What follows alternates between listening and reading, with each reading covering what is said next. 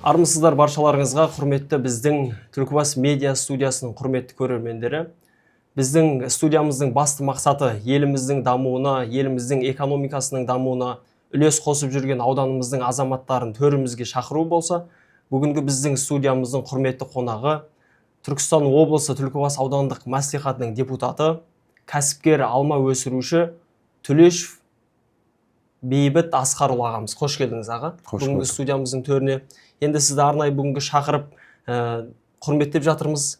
Рахмет. Енді әр елдің болмасын, әр қаланың болмасын, әр ауданның жалпы дамуы ол сол аймақтың экономикасына байланысты, сол халықтың әлеуметтік жағдайына байланысты. Енді сіз бүгін арнайы ерекше құрметпен келіп отырсыз бүгінгі студиямызға. Сізді бір жағынан осы депутат ретінде, бір жағынан кәсіпкер ретінде арнайылап шақырып отырмыз. Қош келдіңіз. Қош көрдік. Аға, енді бірінші сұрағымыз болсын.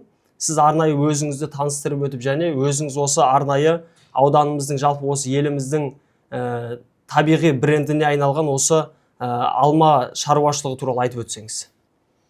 Енді есім Бейбіт. Менің бұның негізін қалаушы марқұм Асқар әкем болатын. Сонау 2004 жылдары жаңағы тау бөктеріне, Алатау бөктеріне мен ол кезде енді мектепті бітіріп, 2001 жылы ғой, негізі басын бастаған. 2001 жылы оқуға түсетін кезде мен де ойлайтын, жаңағы әке прокурор болам, немесе жаңағы мұғалім болам, ровдыға кірем, мен сондай оқуын деп. Сөйтіп әкем марқұм Бейбіт балам сонша еңбектеніп жатырмын. Ол кезде енді басын бастаған 25 гектардан бастағанбыз ғой. 25 гектар бау егіп жатқан кезде балам, маған кім қарайды? Ой, папа, бұл 25 гектар деген не болады? Деп, содан әйтеуір мені Алматы қаласынан Қазақ ұлттық аграрлық университетін оқуға түсірді. Жаңа өзімнің мамандығым агроном, жеміс-жидек, жүзім шаруашылығы мамандығым өзім. Сол кезден бастады ғой негізін қалаушы. Сол әкем марқұм енді бүгінгі 2025 қой, биыл 2013, 12 жыл болыпты өмірден өткенде. Енді содан бері келе жатырмыз. Әйтеуір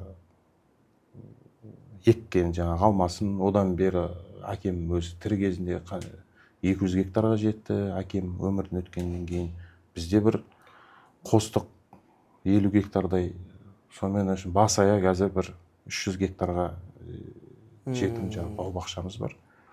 Сол енді. Ол сіздің арнайы қазір сол жұмыс барысында қызмет жасайтын осы ауданымыздың тұрғындары ма, немесе басқа жақтан да арнайы мамандарды алдырып отырсыздар ма? Енді келген уақытысында Түркия елінен де агроном шақырғанбыз. Сол 2016-17 жылдары кішкене бау бақшаның несін енді қанша оқығанмен, бұл практика ғой, ол теория басқа, практика басқа. Әйтеуір күністік кезде басқа жұмыс жасау керек, жаңбырлы кезде басқа жұмыс жасау керек. Сол моменттерде бір боқ қалады, құрт түсіріп аламыз. Парша деген ауру бар, жаңағы парша түсіріп аламыз. Сондайдан байланысты әйтеуір бір марқұм Құралов Нұрлан деген ағамыз бар еді, Қазығұртта. Ол кісіде өмірден өтіп кетті. Алманың Қазығұрттың бренді ол кісіде. Сол әйтеуір совет беріп, жаңағы Атила Бей деген Түркиядан бір адам шақырғанбыз. Сол кезде де жұмыс жасап, сондай елдермен жасаған уақыттарымыз бар. Бірақ практика енді бәрі тәжірибе екен енді өзіміз. Сол ауруға қарсы. Иә, ауруға қарсы бізге жаңағы маман ретінде бәрібір айтып тұрмын ғой, жаңағы теория жүзінде қанша оқысаңыз да, ол күнде алманың жаңағы сан алуан түрі дәрі-дәрмектері шығып кетеді. Өздеріне жаңағы фунгицид, пестицид дейміз, құртқа қарсы. Биылғы сепкен дәріміз келесі жыл жұмыс істемей қалады. Сондай нелер. Әр жылдың өз арнайы жасалатын жұмыстары. Иә. Енді аға, біз арнайы осы қай ел болмасын, жалпы былайша айтқан кезде кеңес үкіметі кезінен біздің ауданымыз осы алмасымен танымал ғой. Енді қазір осы сіз өзіңіз басқарып жұмыс жүргізіп жатқан осы шаруашылықта, осы алма бауда алманың қандай түрлері бар? Енді нақты алманың бүйтіп қазір несін енді санын білмеймін, қанша түрі бар, шатыста кеттік қой, бірақ 20 түрі, 20 шақты түрі бар кем дегенде. Енді аға, осы біздің былайша айтқанда көрші аудандар мысалы ретінде Отырар ауданы өзінің шұбатымен танымал. Осы ал Шардара ауданы өзінің балығымен танымал. Ал осы біздің нақты Түлкібастағы осы барлық елімізге танымал осы алма біздің ауданымыздың брендіне айнала ала ма? Сіз қалай ойлайсыз, өзіңіздің ойыңыз? Біздің ауданымыз алманың брендіне дейсіз ба? Біздің ауданымыздың брендіне осы алма айнала ала ма? Осы қазір айналысып жатқан. Енді қазір енді Қазақстан ішінде брендпіз. Ол енді анық. Енді басқа шетелдерде енді білмеуі мүмкін. Бірақ қазір жаңағы Шымкент қаласынан да алма өсіп жатыр ғой. Қазығұртта да өсіп жатыр, Сарыағашта да өседі, Алматы облысында да өсіп жатыр. Сол кезде, например, енді әр шаруа өзінің алмасын барып сатпайды ғой енді. Біз ондай сатамаймыз ғой, біз оны білмейміз ол нені. Бізден жаңағы алып сатары делдал дейді ғой, солар келіп алып кетеді. Бірақ олардың айналып жаңағы оңай сөзі, мысалы, солтүстік Қазақстанға барып сатса да, Астана қаласын сатса да, Түлкібастың алмасы деп сатады жаңағы. Хоть ол Түркістаннан алған, немесе Қазығұрттан алған, бәрібір Түлкібастың алмасы. Түлкібастың алмасы деген ол өзі енді қанша жыл болды мен білмеймін, бірақ брендке айланып кеткен. Бұл жерде бағаланады. Енді осы біздің ауданымыздың орталығынан осы вокзалымыз бар, білесіз ғой, жаңағы темір жол арқылы байланысу барлық қалалармен, еліміздің барлық өңірмен, барлық жолаушыларды сол вокзалға келіп түскен кезде естіп жатамыз ғой. Енді осы ауданның тұрғыны болғаннан кейін осы бірде сені алманы іздеп жатады ғой, жылдың қай мезгілі болмасын. Енді ағы қандай шаруашылық болмасын, өзінің қиыншылығы болады ғой. Мысал ретінде мал шаруашылығы болмасын, оны өсіру деген секілді. Енді өзіңізге қатысты осы алма бау егу және оны өсірудің ерекшеліктерін айтып өтесіз ба бізге? Енді біріншіден тағы айтамын ғой, жаңағы мен ол баудың басын бастаған мен әкем марқұм. Ол заман 2001-ден бастағанбыз ғой, енді мақұл 2001-де ол кезде енді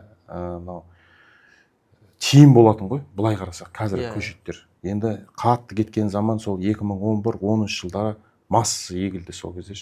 Енді сол заманмен салыстырсақ көшет 320 теңгеден біздің үйде жаңағы сол кездегі алған жаңағы накладной счет фактураларымыз әлі бар. Мен қарап қойым, әкем бұрынырақ құжаттарын бәрін. Сол кезде қарасам 320 теңгеден көшет алған екенбіз. Жаңағы капельное орошение дейміз, 250 теңге гектарына кеткен екен жаңағы. Алманы тамшылату суғару. Мысалы 1 литрлік, например, фунгицид, жаңағы топаз, скор деген нелеріміз көп қойды. Солар сол кезде жаңағы литрі 8 теңге болған екен. Жаңағы соляркіміз, жаңағы ГСМ. Қайда жұмысшыларымыз айына жаңағы 60 теңге алған екен сол замандар. Сөйтіп есептей берсек, қазір бір көшетіміз мысалы 2000 теңгеден кем көшет жоқ. Жақсы көшеттер айтамын. 1000 теңгеден де бар, 500 теңгеден де бар, ешқандай кепіл жоқ. Оған ол қандай болып шығатынын да бір Алла біледі ғой. Жақсы мына питомниктен, жаңағы лицензиясы бар, жерден барып алатын болсаңыз көшеттерді 2000 теңгеден жоғары. Капельный жаңағы мынау тамшылату суғару әдісі, ол міндетті түрде істеу керек. Қазір су жоқ қой бізде, ауданда өте тапшы болып жатыр. Қанша канал солғанмен де бірақ қиын болып жатыр су мәселесі. Ол үшін міндетті түрде тамшылату суғару істейсіз. Ол гектарына ең азы 800 мың миллион теңгеден айланып жатыр. Жұмысшыларыңыз бар, күндігіне 10 мың теңге алатын. Оның бәрін есептейтін болсаңыз, қазір сәл қиындау. Енді баумен айналысу. Ол үшін енді басын бастаған мен айтамын ғой, мен әкем. Сол кісі енді арзаншылық кезінде мемлекеттің қолдауымен, әлде мемлекеттің қолдауы мықты бірақ.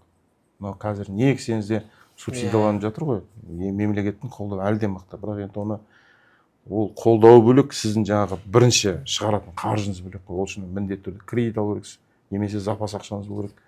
Енді ол мен жаңағы қомақты гектарларды айтамын ғой, 5 гектарға шамаңыз келетін шығар. Ал енді 100 гектар егетін болсаңыз, оған енді жақсы қаражаттар керек қой. Енді осы алманы жаңағы өзіңіз айтып жатсыз, енді бұл ауру айтып келмейді деген керемет сөз бар ғой. Енді осы жеміске түсетін құрт болмасын, оны емдеудің, немесе сол құртты, сол ауруларды жеткізбеудің бір жолы ол арнайы алдын ала жасалатын жұмыстар ғой, дәрі-дәрмектер деген секілді. Енді сіздер сол арнайы жаңа сөзіңіздің барысында айтып өттіңіз, жақсы көшеттерді қымбат бағада тұрады дедіңіз. Ол көшеттер сіздер былайша айтқан кезде қазір өзіміздің ауданнан аласыздар ма, немесе басқа жақтан ба? Жоқ, біздің ауданда бір питомнигіміз бар. Біз одан ол енді шамасы үлкен объем мысалы гектарларға ол кісіге жетпейді, ол енді жаңағы базарға шығарады. Бар бізде жақсы Кемербастау округінде жақсы нелеріміз бар. Бірақ олардікі жетпейді ғой жаңағы. Иә. Халыққа, үйге сондай болмаса, ал енді алқапты көшет алу үшін ол Алматы бірінші. Мерке өте мерке. Біз мынау қалай айтушы еді, Надуринное море. Иә. Қазақшасы теңіз деңгейінен жоғары. Біз мысалы қазір тұрған жеріміз бір альтиметр бойынша бір 750 метр теңіз деңгейінен жоғарымыз біз қазір. Алматы да сондай. Алматы 800, Мерке де сондай 800. Мына өзіміз мына Шақпақ елді мекені біз жаңа бау-бақшамыз ол 1000 метр. Сол себепті осы төңіректің көшеті бізге тамаша келеді. Енді көшет Сарыағашта да бар, Ташкентте де бар. Ол жақ 500-550 метр. Теңіз деңгейінен жоғары. Ол жақтың көшеттен сәл қиындау болады ол жақтың. Бірақ қиындау кішкене созылып барып өсу жағы. Біз енді Алматы. Енді Алматыда қазір қымбат, Меркеде қымбат. Егер Түркия елінен болса, ол вообще тіптен жақсы. Түркия елінкі енді шамаңыз жетсе, Италиядан алыңыз. Европейский алмалар бар. Енді ол әр көшетіне байланысты кейін өнім береді, соған байланысты ол алмаларды қымбаттай береді ғой, кейін сатылуына байланысты. Жоқ, алма ол сіз Меркінің алманы егіңіз, Италияндық алма егіңіз, ол жақсы өскен алма, құртсыз, жаңағы ешқандай бір ауру, парша деген ауру болады, солсыз таптаз алмаңыз. Ол енді алма алып атқан кезде Италияның алмасы қымбат деген, Түркияның алмасы мерген, ондай жоқ қой. Жақсы алма ол әр уақытта қымбат. Енді біздің ауданымыздың қай жері болмасын өте қолайлы ғой, жаңа жеміс жидектер өсіруге деген секілді. Аға, енді бір сұрақ сізге. Осы жаңағы айтып жатырсыз ғой, енді марқұм әкеңіз осы кәсіпті бастаған, осы алма бауды еккен. Ол кезде жаңа қателеспесем 50 гектар 25-тен бастаған ғой енді. 25 гектардан басталған. Әрмен қарай өзіңіз енді жері қосып, әрмен қарай осы жұмысты жандандырып жатырсыз. Осы жалпылама қазіргі уақытқа дейін қандай осы кәсіпті дамытудың жолдарын көздеп жатсыздар? Жаңағы мемлекеттік субсидияларға қатысты ма, немесе өзіңіздің тарапыңыздан? Енді біз әкем марқұм өзі сол кезде бір армандайтын, жаңағы алма сок шығаратын, шырын шығаратын завод. Сонша алма енді жерде қалады, бізде де ауданда заводтар ашылады, бірақ өкінішке орай бір жыл, 2 жыл жұмыс істейді да қайт жабылады. Енді анау көп компаниялар ашқаннан кейін, мысалы, жалғыз мен ойлаймын да бір жұмысты негізі бір жалғыз адам істесе екен. Қосылып 3-4 компания или 3-4 бір кәсіпкерлер қосылып істейді да, ақыры 2 жылдан кейін жаңа несіне таласып, сол күй жаңағы жабылып жатады ғой енді ақыры. Соны әкем марқұм сол кезде армандайтын, мен болашақта шырын завод қоям, сонша алма жерде қалмайды, біз экспорттаймыз, сок сатамыз деп енді естиміз, біз жас болсақ та әкеміздің жанында жүретінбіз да. Енді өкінішке орай өмірден өтті, бірақ бірнеше жылдан кейін жаңағы сол көкейімізде тұрады ғой жаңағы сөздер. Енді соқтық, бізде сол заводымызды соқтық, имаратты соқтық, оборудование алдық, жаңағы қосалқы бөлшектерді жаңағы бәрін Қытай елінен алдық, бір жақсы бір компания бізге қойып берді. Енді Алла қаласа осы сентябрьден бастап жаңағы құямыз деп отырмыз бізде. Іске қосылады. 3 тонна мен 5 тоннаның аралығына дейін біз алма қабылдаймыз сағатына. Күндігіне жаңағы 2-сімен істейтін болсақ, 60 тонна алманы қабылдаймыз деп отырмыз. Сол биылғы өзіміздің цель дейді ғой. Қытай елімен жаңағы контрактқа отырдық. Олар біздің 600 тонна тікелей сығылған шырын, концентратсыз, концентрат емес. Сол 600 тонна шырынды аламыз деп олармен контрактқа отырдық. Енді жаман емес, енді оған олар аламыз дегенімен жақсы контрактымыз бар. Бірақ оған енді біз жұмыс істеп беруіміз керек, біз төтеп беруіміз керек. Қазір енді мен биыл бірінші рет қой, енді мен бұл рынокта жоқпын, бұл салада жоқпын, мен өзім технолог емеспін. Ол енді бір Алла жар болсын деп мемлекеттің қолдауымен, мемлекет енді жақсы қолдау беріп жатыр.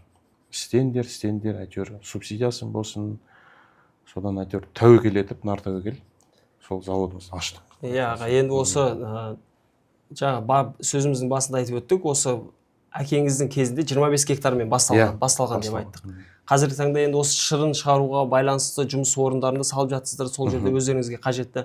Енді қазір жұмысшылар көбінесе сол өздеріңіздің аймақтан ба, сол ауылдан жұмыс жасайтын? көбінесе енді уақытысында бір 10-15 жыл бұрындар білесіз ғой, Өзбекстан елінен Иә, өзбек ағайындарды алып келуші едік қой, енді ол заман кетті, болды, қазір олар енді олар қазір бізден асып озып кетпесе, олар да даму үстінде ғой, олар сағатына дамып жатыр. Не деген кәсіпорындар бізде басып алып, жатып алып тұрып, жаңағы тойхана соғады, не деген ана ойын сауықтар соғып жатса, олар ондаймен таласпайды, олар производство, кәсіпорындар, әйтеуір қайсы кілемі болсын, киімі болсын, көлігі болсын, азық-түлік болсын, енді басып шығарып жатыр. Сол себепті уақытысында сол жақтан біз алып келетінбіз ағайындарды. Солар жұмыс істейтін еді. Ол заман өтті, кетті болды. Бірақ анда-санда әйтеуір жақсы таныстарымыз бар, мықты мамандар бар, жаңа агроном дейді, тракторист дейді, сварщик дейді, солар келеді. Бірақ біздің өзіміздің қазақ ағайындарымызға қарағанда 2 есе айлыққа келеді уже. Біздің мысалы қазіргі айлығымыз 300 мың теңге болса, олар 600 мың теңге келеді. Өйткені олар мықты енді, маманы болған үшін. Ал енді қарапайым жұмысшы ол жақтан емес, уже өзіміздің ауылдан шығады, күндікке төлейміз. Көп бізде де жұмысшылардан қазір енді тоже проблема жоқ деп ойлаймын. Бірақ терім кезінде мынау 300 адамға дейін біз жұмысшылар аламыз да, терім кезінде жаңағы өнімді жинау үстінде. Сол кезде енді қиналамыз. Енді аудан әкімшілігіне рахмет. Әйтеуір ол кісілерге де айтсақ, қолдау ауыл әкімшіліктеріне айтады, ауыл әкімшілік жаңа өздерінде биржадағы жұмысшылар бар. Бәрін қосып, әйтеуір алма қалып кетпесін деп мен жылаймын ғой енді. Өз алма терілу уақыты, мысалы қыркүйектің 15-нен біз бастаймыз. Жаңағы қазанның сол аяғына дейін ғой енді.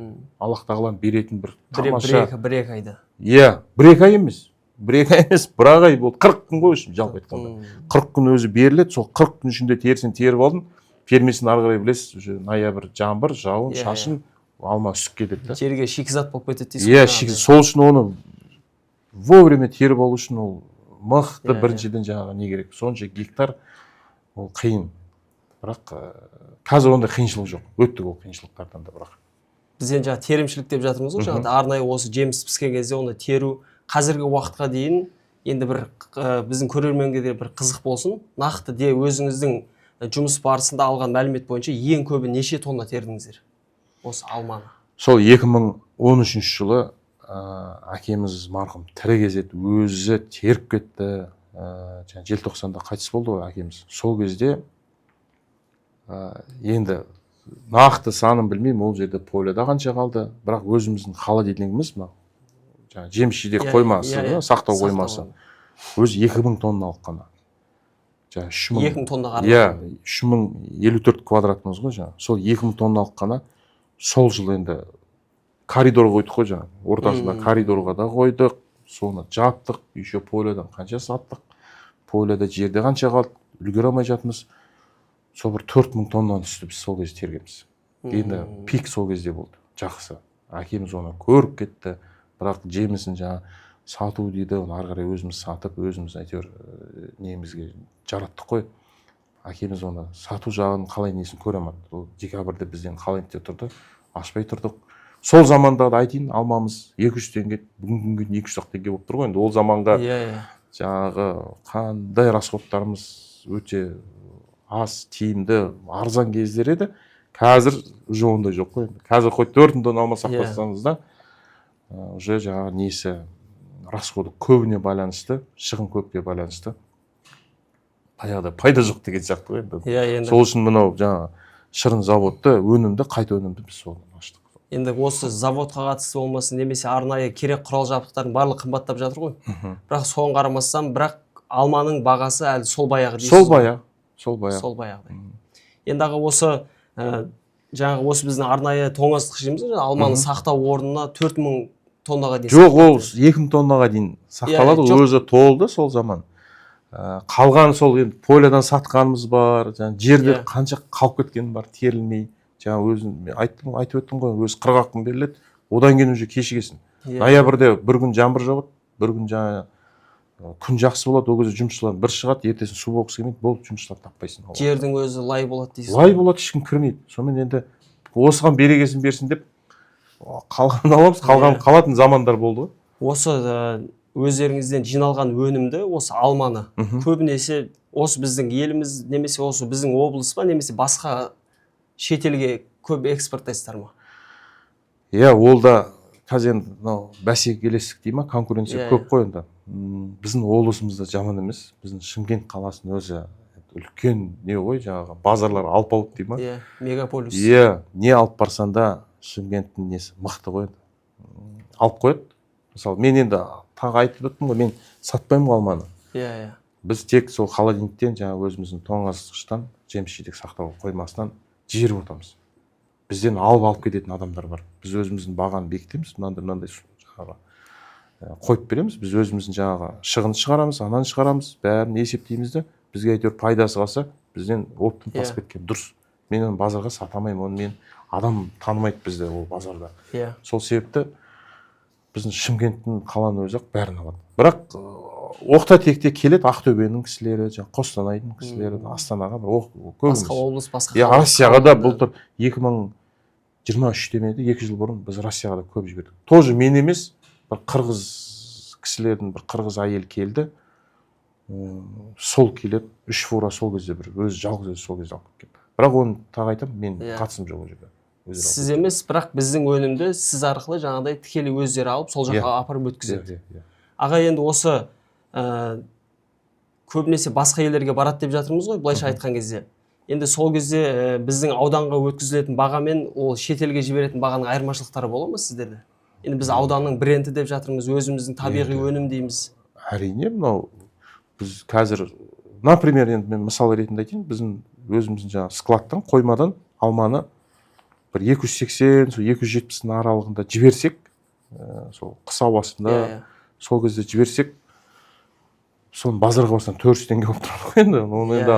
Онда коробкасы бар, жаңағы перевозкасы бар, базардың налогы болады, өздерінің тамағы болады. Әрине өзінің пайдасын қосады, сол 400 теңгенің айналысы болады. Иә. Ал енді оптым жағы болатын болса, енді Россияға әрине ол жақ вообще енді қымбат болатын шығар, енді Россияға өз басым алма апарып көрмедім. Енді ол жаққа жеткізу бар, жеткізуіміз бар, жол құны бар, ол енді бәрібір біз арзан ғой енді, біздің жаңағы қоймадан қайда арзан болып тұрады ғой.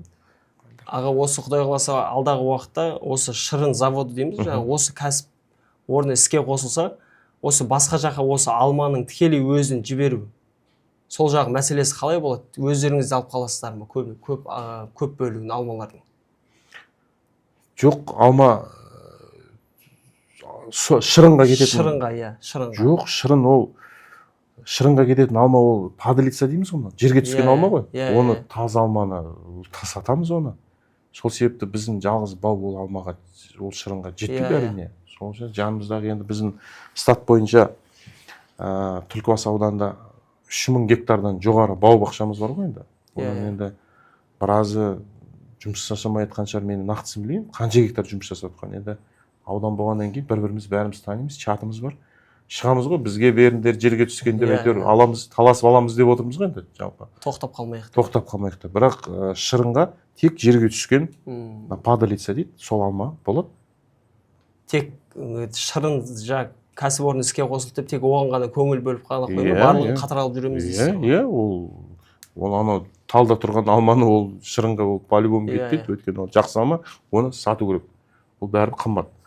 Жерге түскен алма енді бізде 30 теңгеден басталады, сол 30 теңге, 40 теңге келіскенімізге байланысты. Мысалы, майдаланып, құрттау болып қалса, ол 25 теңге, 20 теңге болып кетеді. Жерге түскендерін айтамын. Иә. Аға, енді осы кәсіпорын сіз қай сұхбатта болмасын, өзіңіздің қай әңгімеңізде болмасын, немесе барлығымыз білеміз, сізді әлеуметтік желі арқылы жаңағы өзіңіздің қызықты оқиғаларыңызды немесе көрген жақсы жаңалықтарыңызбен бөлісіп жатасыз. Қай сөзіңізде болмасын, осы кәсіпорынға қатысты болса, осы арнайы алма бау десе, бірінші әкем бастаған деп әкеңізге ерекше құрмет көрсетіп жатасыз. Осы бізде керемет мақал бар ғой, әкеңнен мал қалғанша тал қалсын деген керемет сөз бар. Енді осы мақалды қалай түсінесіз? Енді осы шаруашылыққа, осы арнайы жұмысқа тікелей қатысы бар, осы арнайы, былайша айтқанда, осы мақал сіздің жұмысыңызға қатысты болып тұр ғой. Осы мақалға өзіңіздің ойыңыз қандай? Мысалы, мен былай айта салайыншы, енді әкеден мал қалғанша тал қалсын деген дәл осы біздің неміз ба деп ойлаймын да, жаңағы. Біздің жұмыс саласы бойынша. мал деген жаңағы енді 1 жыл 2 жыл олар азады, ауырады, семіртеді, базарға алып сатып жібереді. Енді әйтеуір сатқаннан кейін ол қайтып мал алғысы келмей қалады. Әйтеуір неніне байланысты ақша жаратылып кетеді ғой былайша қарағанда. Малдың ол мал деген тез таралады. Өйткені ол постоянно жаңағы не дейді, үнемі ақша болып тұрады ғой. Ал енді бұл тал, ол басқа, оны сата алмайсың сен. Оны не қурата алмайсың. Оған қуратсаң ол енді төбеден бірінші Алла ғой, енді екінші әкеміз, төбеден бір әкеміз қарап тұрғанда не істеп жатсың деген сияқты. Ол сол себепті мен осылай түсінемін, ол дәл осы әкеден мал қалғанша әкеден тал қалсын деген осы деп ойлаймын. Тал әлі тұр. Ағаш енді бәрібір бұл ескіреді, алмада енді өкінішті орай жаңағы біраз жылдан кейін бұнда ауыстыру керек. Арасынан біраз біздікі де ауыстырып жатырмыз, біздікі де кетіп жатыр, бірақ бәрібір ол ағаш тұр деп ойлаймын. Енді менің жаңағы басқа да көріп жатамыз ғой, әкесінен соншама дүние қалады, әкесі әйтеуір өмірден өтіп кететін жағдайлар болады да, бірақ соны игере алмай, сол дүние таран-тараж болып сатылып жатады. Сондай-содан көреміз де, Алла сақтасын, бізге ондай ғұмыр бермеді. Біздің сол қалған өмірді, қалған дүниені әйтеуір игеріп тырысып ұстап келатырмыз деп мен өзім әйтеуір осыған өз-өзімізге інім бар ғой, еще мен өзімді айта беріппін ғой, жаңағы туған інім бар, Серік деген, негізі үнемі полияда сол кісі жүреді, сол інім жүреді. Басы-қасында бәрін істеп жатқан сол жігіт. Ал біз мынау әйтеуір заводты не қыламыз, жаңағы құжаты бар, документация, Түркістанымыз бар, Астанамыз бар, әйтеуір сырттық тірліктер біз істейміз. Бірақ үнемі сол Серік ініме мың алғыс, сол жігіт. Енді аға, енді біз байқасақ, бұл жалпы бұл жұмыс осы Алмабау тек өздеріңізге ғана емес, сол аймақты дамытып жатқан бір жұмыс орны ғой, былайша айтқан кезде. Сол аймақтағы ауыл тұрғындарының басқа жаққа жұмыс іздеп кетпей, сол жерден арнайы дәл қазіргі уақытта емес, сол әкеңіздің уақытысында да сол бау арқылы күн көріп жатқан отбасылар бар. Сол отбасылар бар. Аға, енді жаңа айтып өттім ғой, әлеуметтік желіде де белсенділік танытып жатасыз. Енді біз арнайы сізді бірінші рет көріп, бірден сұхбат алмаймыз ғой. Сіз туралы ақпарат іздейміз әлеуметтік желіден. Қазір енді Instagram деген бар, жаңағы Facebook бар, тағы да басқа әлеуметтік желілер бар. Сол жерде сізді көбінесе осы еліміздегі өзінің жеке автокөлігімен жаңағы шетелге барған, жаңағы өзіңіз автотур дейміз ғой, былайша айтқан кезде. Енді қазір осы сұрақ болсын, және осы әлеуметтік желіге деген көзқарасыңыз қандай сіздің? Бірінші сұраққа жауап беріп өтсеңіз, ол қалай болды, өзіңіз жеке өміріңізге қатысты? Ол білмеймін, біз бір арман болатын. Уақытысында. Бала кезден. Жоқ, бала кезден емес, енді бала кезден арман басқа еді ғой. Сол бір 2017-те ма, 18 жылдар ма, жаңа әлеуметтік желіде, жаңа Инстаграмда қарап отырсам, сондайға қызығам ғой жаңа. Бір кісілер шетелде жаңағы Турцияға автокөлікпен кетіп бара жатады, біреу Монғолия кетіп бара жатады, біреу Россияға, қызығып. Сонымен жыл сайын жаңа карантин болып қалды, өзіңіз білесіз, жаққа жібермейді, мемлекеттер жауып қалды. Елден шыға алмаймыз. Сол кезде бір арман болатын, шығам. Сонымен 23 жылы енді баламыз екеуміз оқталдық қой. Жоқ, барамыз, папа барамыз, сөйтіп. Келіншегім ол кезде жаңадан босанған, ол қыздарым кішкентай болды, жаңа үлкен ұлым екеуміз енді, в общем, бос болып тұрмыз ғой, алма теріп алдық. Алманың бәрін жинап алдық. Сол қазан айының 25-іне ештеңеге қараған жоқпыз. Енді көлігіміз жаңа болды. Ештеңеге қараған жоқпыз да, жаңағы киім-кешектеріміз алды. Итог киім-кешектерді көп алған жоқпыз. Біз Стамбулға жетеміз, Стамбулдан жақсы киініп аламыз болды. Сөйтіп көлігіміз міндік те кетіп қалдық болды. Жақсылап кішкене алманы жинап алдық, бірақ жұмысымды бітіріп алғаннан кейін. Сонымен енді біз жақ қазан айында салқын дейтін салқын емес қой. Жақсы. Бірақ сонда да көлігімізге жаңа қыстық дөңгелек салып алдық та. Сонымен жүріп кеттік. Аралға келіп, бірінші әйтеуір білем, Аралда қондық. Сол Аралдан ертесіне Россия кіріп кеттік. Жаңа Саратов облысы, кейін Волгоградқа бардық. Волгоградқа дейін тоқтамай барыппыз. Сол жерде ұйықтап, жақсылап ұйқымыз қанғаннан кейін сол Волгоградтан Беслан деген қаласы бар, Северный Осетия. Сол жерге тоқтадық. Әйтеуір мен 4 күнде ме жетіп бардық қой. Енді арнайы жол серігіңіз, өзіңіздің ұлыңыз болды дейсіз, сол жерде ұлыңызбен әңгімелесіп, ой пікірін біліп. Ой пікірім болды. Жоқ, тағы бір ағамыз болды. Мен ұлым екеуміз емес, жаңағы Телман деген бір ағамыз болды, Даван ауылынан тұрады. Сол кісіге енді ұлым екеуміз кішкене қорқақтадым. Енді ол жас бала, сонша шақырым бір жерде бұзылып қалған жағдайда, енді көлігіміз жана болды, но әрбір дегенмен қанша дегенмен енді білмейсің ғой, жол болғаннан кейін. Сол Телман деген ағамызға звондадым. Ол кісі де жұмыс істейді, өзіміздің туберкулездің больницада. Тәке, осындай барайық деп едім. Сөз келген жоқ, кеттік деді. Сөз келген жоқ. Ол кісіге жаңағы бірінші сенбей қалдым. Мен барасыз бармайсыз ба? Жоқ, кел, үйде дайынмын деді. Сонымен әшейін таңертең звондадық, біз түсте шығу керек. Бардық, ол кісі сумкасымен дайын тұр, енді кішігірім жаңағы. Бұндай ерекше керемет ұсыныс айтқан кезде бас тартып оңай емес қой. Енді тамаша. Енді мен не дейді мынау? Ощущение дейді орысша ма? Сезім. Енді мен анау жолды көріп, мына шешен елдер, Шешенстан ғой жаңағы. Енді Грозный қаласында жүрміз. Қайтарда барғанда Шешенстан емес, барғанда жаңағы Калмыкия, Северная Осетия, Минводы сөйтіп барғанбыз. Қайтарда мына кішкене Шешенстанды көріп, барғанда біз через Орал, Саратов бардық қой. Қайтарда біз Атыраумен шықтық. Ганюшкине деген кішкене жол нашарлау екен. Сәл өкінгенім бар. Бірақ Шешенстан республикасына кірген мен өкінбеймін. Енді анау қазақский номермен жүрміз жаңағы. Қаланың ішінде. Бәрі сигнал береді, бәрі айқайлайды. Қолдарын көтереді. Сөйтіп бір мешітті көрейік дедік. Жұма намазы еді как раз. Мешітті көрейік. Енді Грозный қаласында тамаша мешіт деген енді айтамаймын кереметтігі. Соны бізге енді көріп, суретке түсіп, жаңағы бір жүру керек болып тұр. Соның алдына келген кезде пробка кіргізбей тұр. Машиналардың бәрі кіргізбей тұр. Пробка. Енді қоятында қоя салайық десек, не бара алмай тұрмыз. Сол кезде шлагбаум алдында бір ГАИ шақырады бізді. Сақалды. Сол ГАИ шақырады да біз номерді біліп тұр ғой. Ана шлагбаумды ашып берді. Өзі ол Рамзан Кадыровтердің жаңағы өтетін нелері екен жаңағы. Жұма намазы екен. Соны ашып беріп бізді мешіттің алдына қойды. Видеоларын бар жаңағы түсіріп отырмын ғой. Сол кезде мешіттің алдына қойып беріп біз ризамыз ғой жаңағы. Сонда біздің қазақ еліне деген ана сыйы ғой солардың. Қатты құрметтейді деген бізді. Енді бұрында осы уақытқа дейін әртүрлі тауқымет замандар болды ғой. Енді ол халықтың да басынан өткен қиыншылық кезде біздің енді барлығы біледі ғой енді. Біздің қазақ ұлты осы басқа халықты бөліп жармай бауырым деп басып оларға көмек қолын созғаннан кейін сізге де сол жақсылық қайтқан ғой, былайша айтқан кезде. Солай деп ойлаймын, бірақ енді бұрынырақ тарихты қарасақ, бірақ жалпы қазір енді бір ауылда жүргенде жүрдік қой.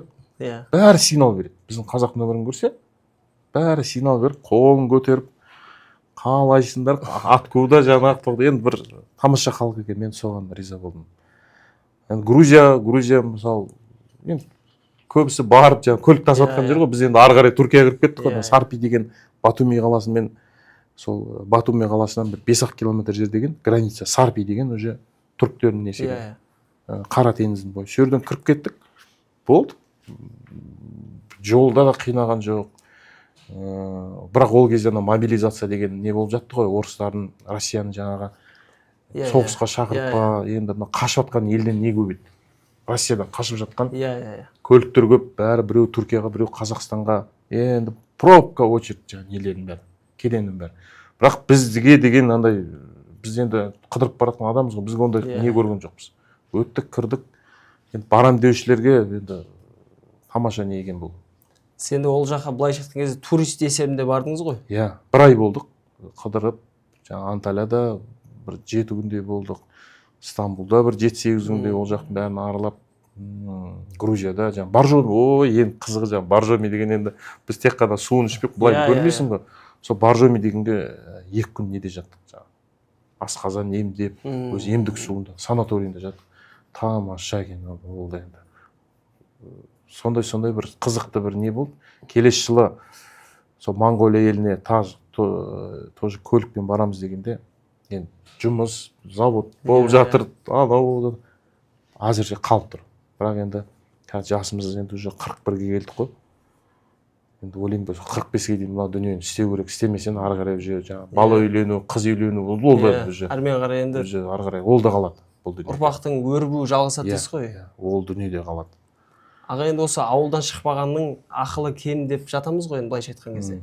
Біз енді Қазақстанның қай былайша айтқанда бауырымыз болмасын шетелге барса, өздерімен бірге жаңа біздің Қазақстан шоколад деген білеміз ғой, жаңа арнайы өнімімізді апарып жаңа туымыз бейнеленген. Біз алып кеттік, Сіздер де соны алып бардыңыз. Біз алып кеттік. Аға, енді бұл көбінесе біз жаңа өзіңіз барған қай ұлтты болмасын жаңағы мысалы шешенстан деп жатырмыз, олар да енді жылқымен айналысады ғой көбінесе, жаңағы өздерінің қымыздары бар, немесе осы өздеріңіз барған Турцияға, жаңағы Түркия еліне, олар өздерінің өнеркәсіптері бар, мысалы киім өнеркәсібі деген сияқты. Енді ол жақтан тек құр жаңағы барып қайтып келіп қана қоймай, өзіңізге қандай жаңағыдай жеке ой түйген боларсыз өзіңіздің осы арнайы жұмысқа қатысты? Жұмысқа қатысты шыны керек мен бір завод, именно шырын заводты аралайын дедім.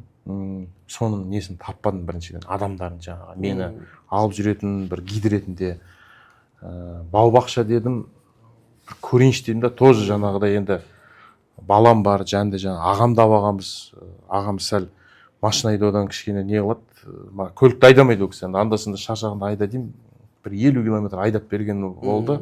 Жол серік болып отырады. Жол серік болып, Каппадокия деген бір ел бір, парашютпен ұшатын. Сол жаққа қарай бір 50 километр айдап, и то 50 километрде сәл қалқып кетіп, кішкене жолдың бордюрынан дискімді сырбап, сондай бір история болды, сонымен тоқтатып. Сонда барып келгенмен 16 мың бірдеңке километр болды ғой. Соның 50 километрін ғана жаңа ағамыз айтады, болды. Қалғанда өзіңіз. Өзім әңгіме, дүкен, әйтеуір.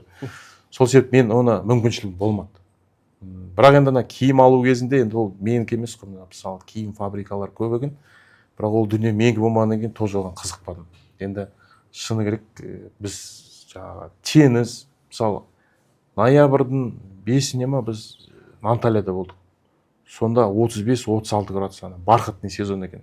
Тамаша, анау ыстық емес. Бірақ сонда да кондиционер қосып қоямыз, анда-санда ыстық болып кетеді машина іші. Вот біздің ойымыздың бәрі теңіз, шомылу, жаңағы баламды қыдырту, бір жерге апару, бір сондай мақсатта болды. Шетелді көру. Иә, мақсат болды. Тамаша. Ал енді 24-ші жылдың ноябрь айында Түркістан облысы жаңағы ауыл басқармасы, ауыл шаруашылық басқармасы бізді неге жіберді? Оқуға. Қытай еліне. Вот ол жақта енді көрдік. Қытайда жаңағы провинция Шэньси, Вэйнан деген қала екен. Сол жерде 10 күн біз оқыдық, диплом алдық, сол жақтың жаңағы технологиясына үйрендік. Қалай жаңа алманы, бау-бақшаны қалай қарайды, қалай жаңағыдай жаңадан шыққан технологиямен енгізілген жаңа дәрілерді қалай береді, соны үйрендік. Сол жақта жақсы немен таныстық. Заводтармен, ол жақ бөлек, ол жақ қыдыруға барған жоқпыз. Иә. Жұмыс бойынша. Жұмыс мына Түркия еліне машинамен, көлігімізбен барғанда, ол таза біздің қыдыруымыз болған. Бірақ көлікпен барған мен достарым да сол кезде кішкене күлген, бейбіт, бұл жаңағы не істеп жатсың деп ше. Мен зато барғанша бір 13 мемлекеттен өтіппіз ғой. Жаңағы Ресей ішіндегі жаңағы Шешенстан болсын, Осетия болсын, Дагестаны болсын, жаңағы Калмыкиясы болсын, бәріне санасақ, бір 13 мемлекеттен өткен екенбіз да. Тамаша әр елдің несін көрдік, көлік ол бәрібір. Мысалы, самолетпен дұрыс қой, оның да өзін бөлек әсері бар, ләззаты бар. Самолетпен барасың бір қаладан, үйті сол қаланың жанында көрсең көрдің, шетке шықпайсың. Ал көлікпен сен ойлайсың, енді қаншама ел, жер, тауы бар, тасы бар. Жол деген кәдімгі анау біздің жамандай берсін, өзіміздің қазағымыз жамандамаймыз онда. Біздің жол енді мировой уровень, деңгей деп тұрады ғой. Наған біздің жол деген отыр, бітіп жатыр ғой енді. Даже Россияны көреміз. Россияға қалай кіресің границадан? Сурет қой жол деген. Автобан, кәдімгі лайық, төлейсің. Автобан ақша төлейсің. Түнгі жарықтары бар. Енді анау жолға ақша төлегенмен сен ұмытасың. Бізде ақылы ақша төлейсің. Еще машинаның бәрін шұрық тесік қылып, ходовканы істейсің. Енді айтамаймын, енді өзіміз енді жүргізуші ретінде, водитель ретінде, қанша жылдық стаж ретінде мына көлікке мен жолға көңілім толмайды. Сол енді. Аға, енді жаңа өзіңіз айтып жатырсыз, енді бұл көлікпен барғанның әсері керемет қой. Енді өзіңіз тізгіндеп отырасыз, жолда әртүрлі жаңағыдай елге барасыз, әр адам, ұлттарды көресіз. Олардың жолдың әсері бөлек қой. Енді жолда ол жаққа жетем дегенше, былайша айтқанда тағам алу керек. Сол жаққа жетем дегенше әртүрлі сусындар ішесіз. Немесе әр елге кірген сайын әр елдің суын ішесіз. Енді осы басқа елмен салыстырғанда біздің осы ауданымыз, еліміз демей-ақ қойық, біздің ауданмен салыстырғанда ол жақтың сулары қандай, былайша айтқанда, немесе тек қана су емес, әртүрлі былайша айтқанда шырындарды ішесіз жолда.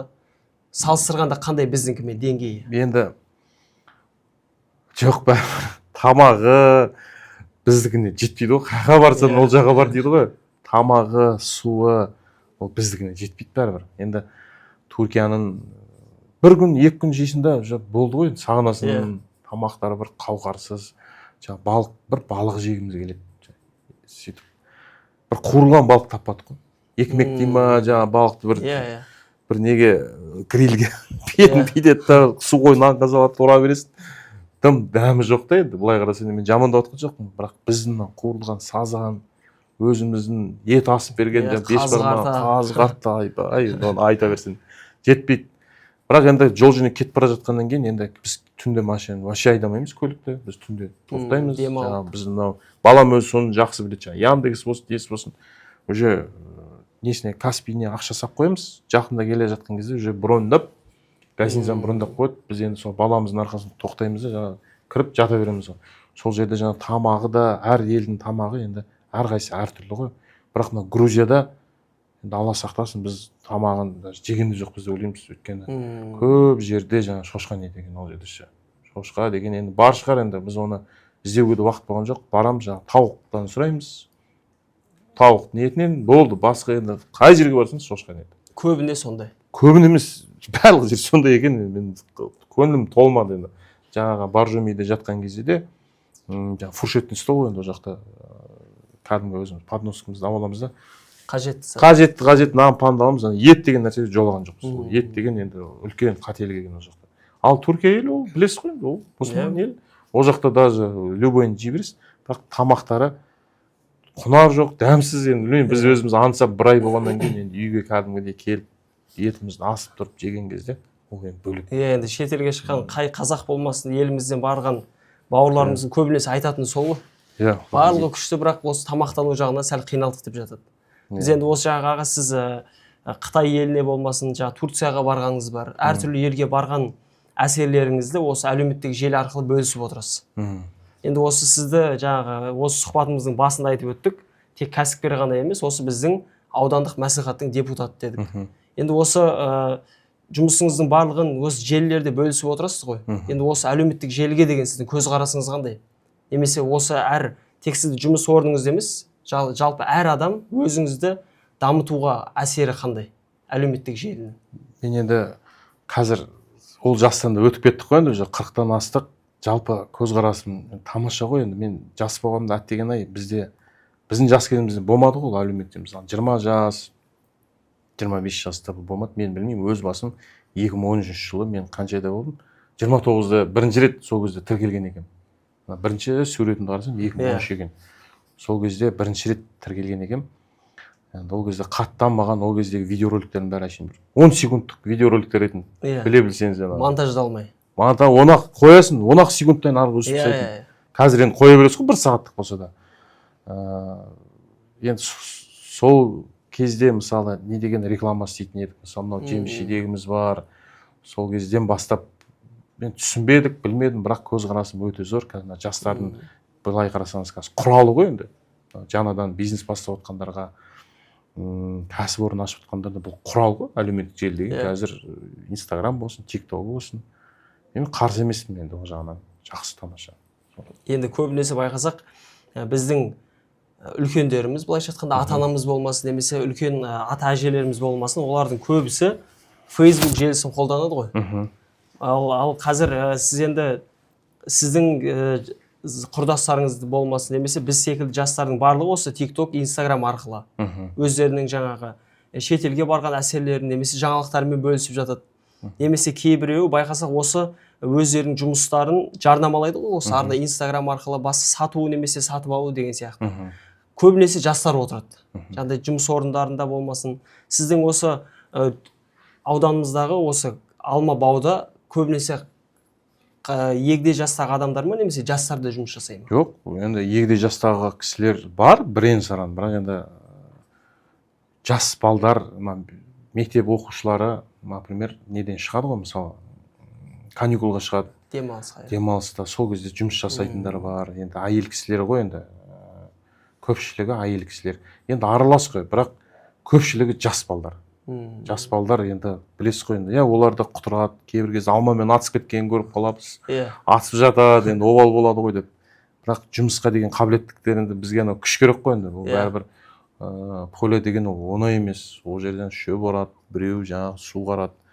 Ол күннің асты, шам топалан, ол оңай жұмыс емес ол жерде. Құр уақыт өткізетін жер емес қой. Құр уақыт. Мысалы мынау терім кезінде ғой, жаңағы мынау маусым айын, жаңағы сбор кезінде, урожай кезінде. Сол кезде біз уже айлық бермейміз. Ол кезде біз объем қоямыз. Мысалы мынау контейнеріміз болады 300 килолық. 3000 теңгеден басталады енді. 3000 теңге береміз. Болды. Мысалы біреу екеу тереді, екеу дегеніміз 6000 теңге. Үшеу десе 9000 теңге. Өздеріне байланысты. Ол кезде уже жаңағыдай алмамен атсамай қалатын кездер болады.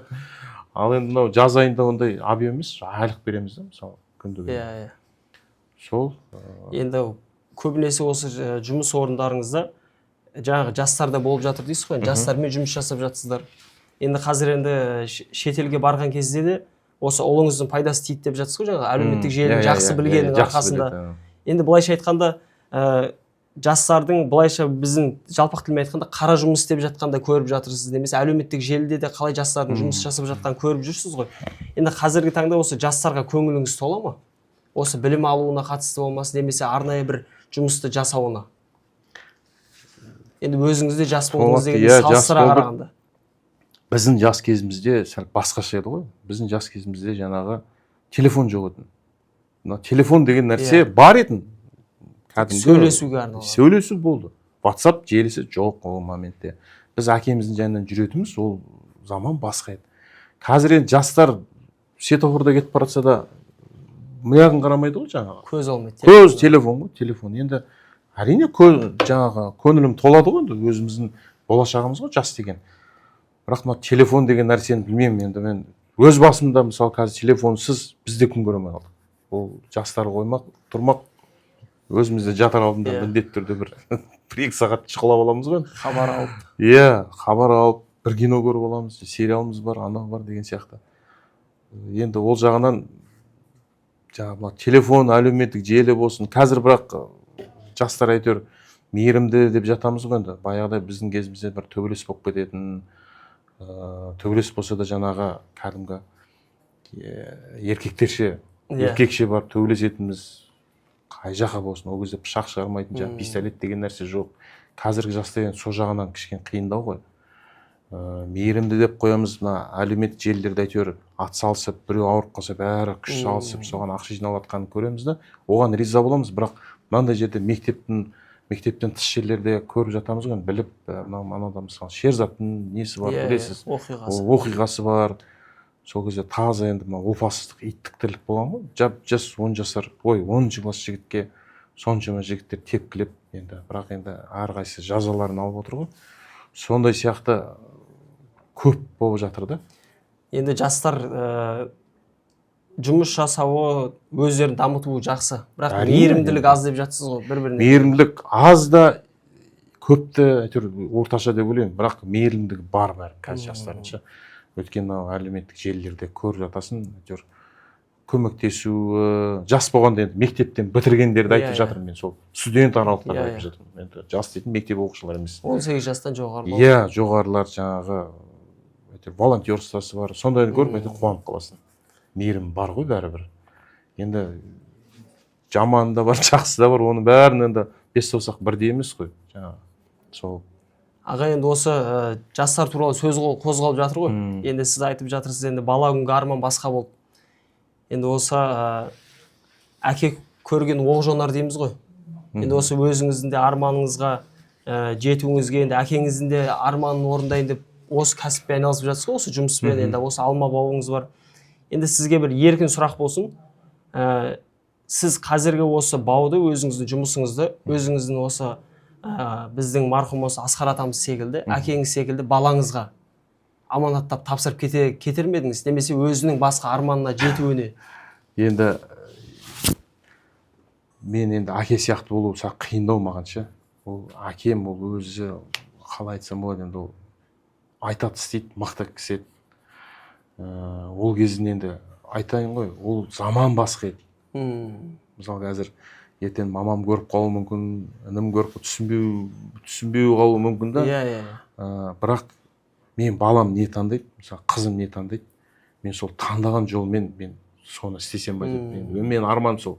Мысалы ұлым осындай тірлік, мысалы завод соғып жатырмыз, ертең шырын жүреді, ертең күшті боламыз деп, жоқ әке мен мынандай болғым келеді десе, қиналыс жоқ болайын деп тұр да менде.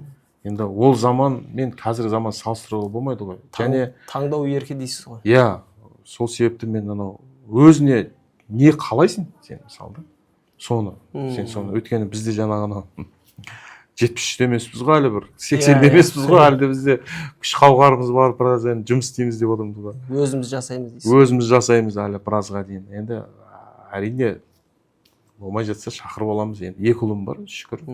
3 қызым бар өзім. Сол. Енді ата-анаңа не істесең алдыңа сол келеді дейді ғой. Иә, енді біздің әкеміз айтып тұрмын ғой. Ол ана заман кісі мықты адам еді. Енді мен айта алмай тұрмын бұл дүниені. Әкеміз мысалы мені агроном боласың деді. Иә. Болды, боламыз. Қарсы келмейді. Қарсы келмейді. Енді әрине менде бір басқа болғым келді, анау болды, бірақ кейін өкінбедім. Оқып шықтық. Мысалы ауылға келдім. Ол заман 2006 жылы. Ол заман енді мына Сараковка деген Камри деген машина елде жоқ, әлі жоқ. Иә.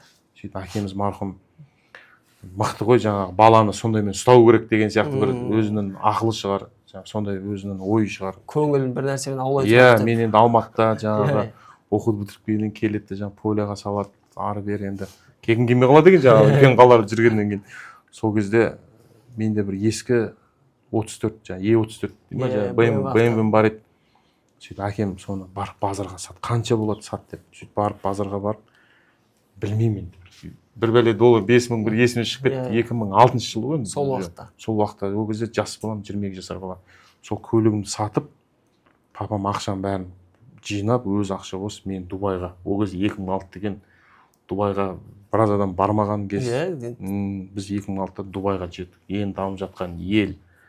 Жаңа ғана Бурдж, қандай Аль-Араб, Халифа деген ба, ана ұзындар. Ғимараттар. Жоқ ондай ол кезде. Мынау пальмы остров, ештеңе жоқ. Менде видео суреттер бар ғой әлі. Ондай нәрсе жоқ уақытта ондай. Сол кезде жанында бір Шаржы деген қаласы бар екен. Сол Шаржыға барып, автосалондарды аралап жүрмін, әкемізге звондаймын, жаңағы. Сотка бар едім, по-моему, сим-карта бар, роуминг қосылып, әкемізге звондаймын. Папам мынандай Lexus көрдім, папам мынандай не көрдім. Балам жанасын асайшы, жанасын. Жетпесе мен жіберемін деп жаңа. Мен баламын ғой. Сол кезде жап-жана салафанымен Сараковка келді. Ол жақтың өзінде жоқ, бірақ бір жерден бір пароммен жаңа Шаржының бір салонына келді сол машина. Олар да енді көріп жатқан көлік. 2006. Өзі шыққан жылы әлі келмеген, біз август айы. Сөйтіп жаңа көлікті алдық қой өзіме. Сараковканың. Сол кезде мен көңілін даулап алып бергені ғой енді. Сонымен 2013 жылға дейін сол көлікпен жүрдік қой енді. Ой, тамаша. Жаңа ел аралау, Астана, Көкшетау деген, ой, тамаша. Мен ол көлікпен жас баламыз. Өтті кетті. Сондаймен жаңағы қызықтырып істеп кетті ғой. Енді мен жаңа айтып отырсыз ғой, әкенің орнын істей аласыз ба деп. Мен балдарыма енді әзірше ертең қызым бітіріп жатыр. Мысалы қызым енді мынау Казгаса строительный Алматыға түсем деп жатыр. Енді қызын орны бөлек. Енді ұлым әлі 7-ші класс. Енді 3 жылдан кейін может мен де ойым өзгеріп кететін шығар, может қалатын шығар, бірақ әзірше алдағы уақытты көреміз. Иә, алдағы уақыт көремін. Әзірше ондай қиналмайыншы деп өзімше бір не қылып отырмын. Енді ол жаңағы сіздің әкеңіздің сіз арнайы оқу орнын бітіріп осы жұмысқа келген кезіңіздегі жаңағы өзінің жасаған еңбектері, сізді шетелге жіберу, көлік әперу, сол кездегі әкеңіздің түпкі ойын енді түсініп жатыр дейсіз ғой. Сіз енді қызығушылықпен арнайы.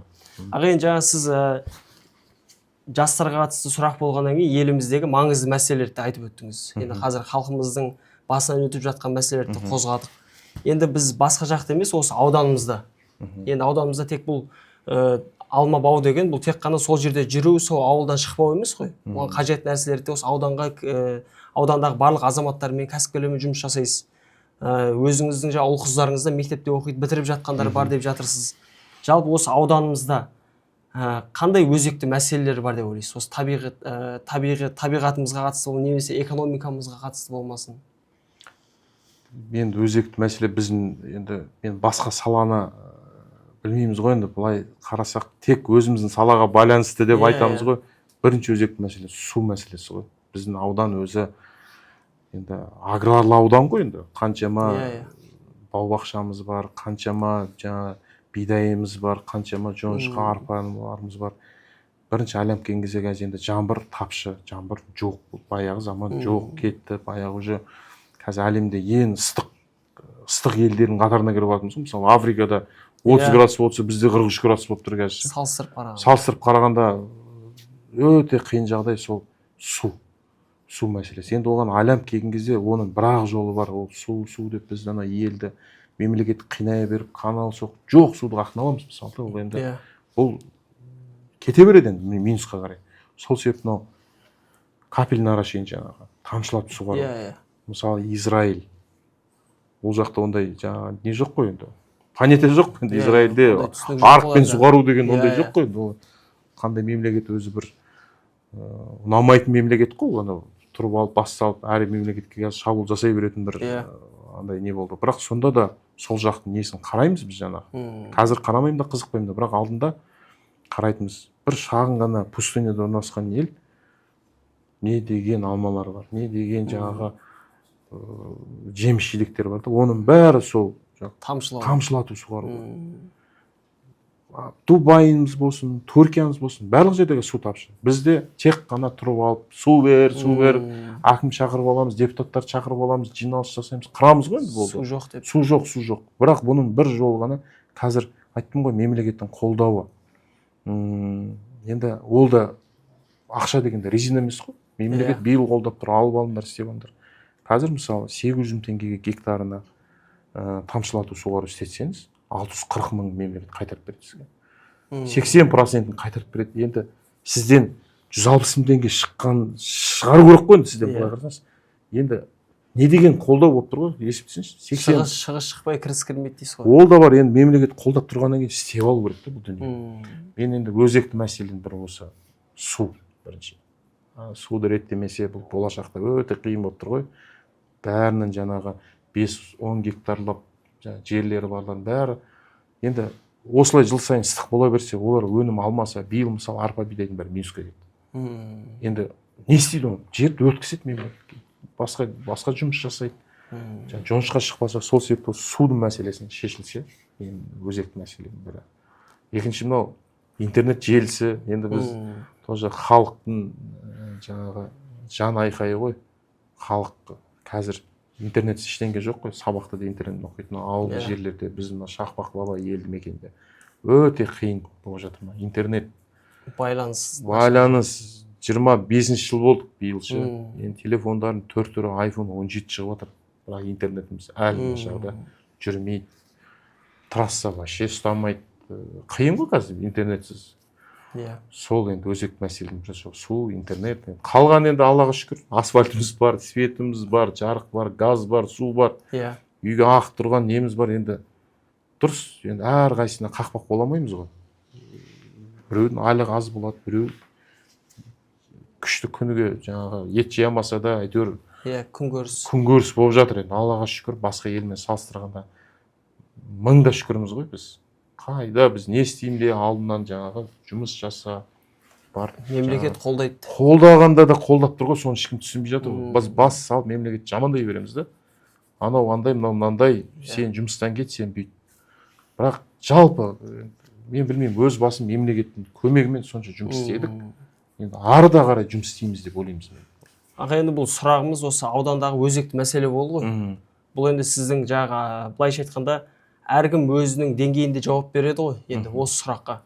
Бұл жаңа сіз айтып жатырсыз, бұл табиғи ресурс су болғаннан кейін суды үнемдеу. Бұл суды тамшылау арқылы үнемдейміз, ал бұл тек біздің ауданымызда ғана емес, бұл еліміздегі өзекті мәселе ғой. Енді осы ауданымызда көбінесе сіздің ойыңызша кәсіпорындардың жаңағы осы бауларда немесе басқа да осы егін шаруашылықтарында ауданымызда қандай деңгейде осы тамшылату арқылы суғару? Жоқ, жақсы. Мысалы, именно мен өзімнің немді білетін болсам, бау бақшаны. Мынау Кентау деген неміз бар. Шақпақ елді мекенінде. Кентау деген жаңағы то. Бүкіл тамшылату суғару. Майтөбе ауылдық округында, біздің Майтөбе ауылында Қалмақан деген ағамыз бар. Ол кісінің де бір 130 гектардай жаңағы бау бақшасы, жаңағы черешнясы бар. Бүкіл тамшылату суару. Енді тамаша әдіс. Тамаша алмалар мынандай жарқырап тұр. Бұрынғыдай жерді арықтық қазып су жіберу деген. Енді өкінішке орай енді өзімізге елдің бәрін тамшылату дейміз, өзімізге келсек, бізде 2 бау бар. Жаңағы біреу мынау Сарытүр елді мекенде, біреу Шақпақ елді. Сарытүріміз енді ол жақта судың тапшылығына байланысты жаңағы плотинадан суды аламыз, судан неге жинаймыз? Арнайы қасып қылып. Содан насоспен тартамыз. Біздікі тамшылату суару Сарытүріміз. Шақпақ елді мекеніндегі бау бақшамыз ол ілгеріде бұрынырақ тамшылату суару болған. Әкеміз марқұм жасаған кезде енді уақыты келді, алмалар енді үлкен болып кетті, жаңағы кішкене қанбайғаннан кейін ол жақты енді арықпен суарып жатырмыз әзірше. Бірақ енді болашақта енді жаңадан орналастырған бауды бәрін тамшылатамыз деп отырмыз ғой. Енді бұл тамшылату жаңағы бұл алма ағашының деңгейіне байланысты, оның да өзінің құбырлары, көлемдері өсіп отырады ғой. Жоқ. Су берудің көлемі. Деңгейіне байланысты ғой. Енді бұл жерде сразу о бастан тамшылату жаңа әдісін жасап жатқан кезде бір алмаға 2 шетінен тастау керек. Бір шетінен емес. Мысалы, біз енді экономдаймыз, жетеміз дейміз, жетеді дейміз, ол 5-6 жылға жетеді бір шет демесе. Кейін екіншісін қосу керек болады, ол алма үлкейген кезде. Бірақ енді қазіргі мына қарқынды баулар бар ғой. Өзіміздің жаңа төбесі жабылған, шпалер қойылған, оларды сразу екеулеп тастап кеткен. Енді керемет технология, қазіргі тамаша технологиямен баулар егіліп жатыр ғой. 1 гектарында 4000-ға жуық көшеті бар. Жаңағы 3,5-ға 0,8 бекет схема посадкасын. Гектарында 4,000-ға жуық көшеті бар. 10 гектарда 40.000 көшеті бар. Енді есептей беріңіз, енді қанша тонна алатын. Ары қарай өсе береді дейсіз. Өсе береді. Бірақ енді онда технологиясы бар, ол да алмада вечный ештеңке жоқ қой. Уақытысы келеді, онда жылу керек, орнына басқасын тығу керек болады. Өзінің окупаемості болады. Еккеннен бастап 4-5 жылда ақшасын қайтарасың. Қарқынды болды. Шығыныңды бәрін. Одан кейін ол сізге жұмыс істейді. Сол сізге жұмыс істеген уақытты абайлап, күтіп, баптап, бірақ онда уақытысы келеді. Қарқынды ол деген жаңағы чистый карлик дейді. Карлик алмада. М9 дейді, подвойы. Ол енді ұзақ мерзімге бармайды, оның өмірі сәл қысқалау. Ал біздікі полукарлик, жаңағы біздің егіп жатқан жаңағы 111 дейді, подвойы, 106 дейміз. Біздікі мерзім ұзағырақ жаңағы өсу несі. Ал енді одан кейін баяғы Совет үкіметінде еккен высокорослый дейді, ең биік ағаштар. Сатымен шығып, кранмен шығып теретін алмаларшы. Олар енді жоқ есебі ғой, қазір бізде жоқ. Өйткені тиімсіз болып қалды ғой, кім тереді қазір? Оның басына. Оны жеке үйлерде болмаса? Олар да жоқ уже, жеке үйлерде. Сол себепті бізде тек қана полукарлик и карлик. Карлик деген қарқынды. Аға, енді осы біз тамшылап суғару дейміз. Немесе осы сіздің баудағы алманың көшеттің түрлері бар. Жаңағы осы сұхбаттың барысында айтып өткен алманың итальяндық сорты дейміз ғой. Итальяндық түрі бар, көшеттердің түрлері бар. Немесе ол тек олар ғана емес, осы өзіміздің жеке дамуымызға қатысты. Мысалы, барлық елдегі жағдайларды білуіміз, немесе өзіміздің соңғы үлгідегі құралдарды, немесе өзімізге қажетті заттарды пайдалануымыз, оны білуіміз, бұның барлық әлеуметтік желі арқылы ғой, соны біліп жатырмыз. Енді осы адамның көзқарасы, мысалы жаңа сіздің айтып жатқан өзіңіздің жеке парақшаларыңызда бөлісіп жатқан мәліметтің барлығы бұл шетелден көргеніңіз ғой. Жаңа өзіңіздің көргеніңіз бар, жеке өзіңізге қатысты, немесе ол шаруашылыққа, осы өзіңіздің жұмыс орныңызға қатысты. Енді сіз тек қана көріп, барып, біліп өзіңізді жеке дамытқанды қалайсыз ба, немесе кітап оқуға деген көзқарасыңыз қандай? Осы оқу арқылы, немесе газет арқылы, немесе өзіңіз қандай бір жазылған журналдарыңыз бар ма ауданымызда? Енді баяғыда Қазығұрт деген бір журнал болатын еді ғой. Соларға бір жазып, бір не алған ойымыз бар еді. Баяғы әкеміз бар кезінде еді ол кезде. Бірақ енді қазір бәрі әлеуметтік желі болып кетті ғой жаңағы. Иә. Любой нәрсені неден аласыз? Мысалы, қазір мақалды ұмытып кетсек, сразу Google ашамыз, ол жақтан Иә. қарай саласың. Бірақ өзімен кітап оқуым бойынша жаңағы бір Бағлан Абдраимовтың Ақ пен қара деген бір несі бар еді. Қызық екен, соны бір бастадым, бітіріп, тез бітіріп, енді тамаша. Кейін ана Кемел адам деген кітап бар. Оны да біраз оқыдым, мен кішкене уақыт болмай тұр. Уақыт болады, жаңа ұмытып кете саласың, бір сол кітапты оқып жатыр, мен тамаша кітап екен ол да.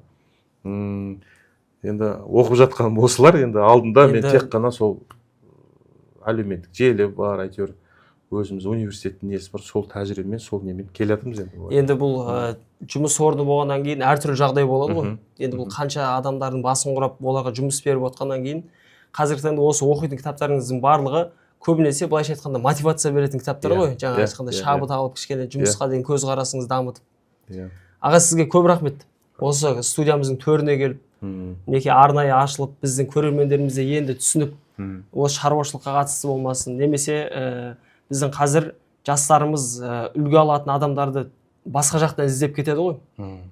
Мысалы, жаңағы өзіңіз айтып жатқан Ақ пен қара деген жаңағы кітапты жазған авторы да осы біздің ауданымыздың тумасы, өзіңізге жақын, осы таудың бөктеріндегі Бағлан ағамыз, немесе Кемел адамды жазған авторы да ол ағаларымыз басқа облыстан, басқа қалалардан. Енді сіз арқылы үлгі алып, осы шаруашылыққа қатысты бүгінгі сұхбатымызда мемлекеттен қандай жасалып жатқан қолдаулар бар, субсидия деймін, жаңағы қандай бір шаруашылыққа болмасын, немесе басқа бір кәсіпорындарға да көмектері бар ғой мемлекеттен. Соларды бүгінгі сұхбатымызды алды деп ойлаймыз аға. Сізге көп рахмет, арнайы келіп сұхбатыңызбен бөліскеніңізге. Құдай қаласа осы шаруашылық, осы жұмыс орны ары қарай дамып, келесі жолда сізді төрімізге жақсы жаңалықтармен күтеміз. Сізге көп рахмет. Рахмет үлкен. Жақсы онда.